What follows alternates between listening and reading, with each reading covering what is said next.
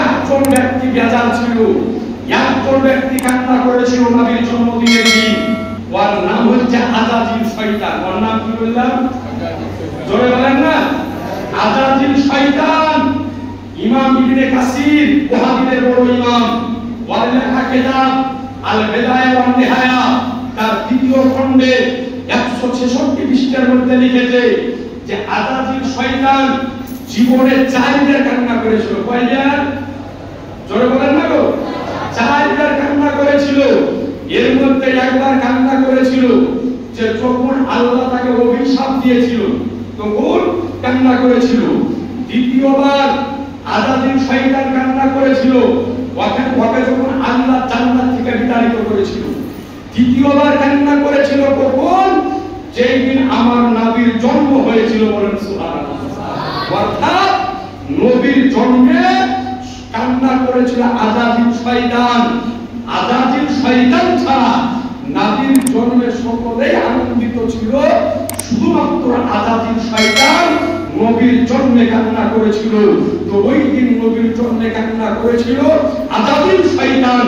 আর আজ বর্তমানে এই নবীর জন্মদিনে কান্না করে তাদের অনুসারীগণ। সুতরাং আপনাদের নিকটে অনুরোধ করব, আমরা আজাজিলের পক্ষের ব্যক্তি নয়, আমরা আজাজিলের দলের লোক নয়, বরং আমরা হলাম আহলে সুন্নাত ওয়াল জামাতের ব্যক্তি। যেই দিন আমার নবী পৃথিবীর বুকে আবির্ভাব ঘটেছে আমরা ওই দিনও আনন্দিত ছিলাম, আজকেও আমরা আনন্দ আছি। বলেন সুবহানাল্লাহ। আর চতুর্থবার শয়তান আরেকবার কান্না করেছিল যখন সূরা ফাতিহা নাযিল হয়েছিল। এই 4 বার আজাজিল শয়তান সব চাইতে বেশি কান্না করেছিল। আর বিদায়া ওয়ান নিহায়া দ্বিতীয় খণ্ড 166 পৃষ্ঠার মধ্যে ওয়াহাবিদের বড় ইমাম ইবনে কাসির এই কথাই লিখেছে যে আজাজিল শয়তান 4 বার কান্নার মধ্যে নবীর জন্মের সময়তে সব চাইতে বেশি কান্না করেছিল। সুতরাং আপনাদের নিকটে অনুরোধ করব যে এই দিন আমার নবীর জন্মদিনের দিন, আমার নবীর আবির্ভাবের দিন, আজাজিল শয়তানের মতো আমরা কান্না করব না, বরং ফেরেশতাদের মতো আমরা আনন্দ উদযাপিত করব। বলেন ইনশাআল্লাহ। একটু জোরে বলেন না ইনশাআল্লাহ।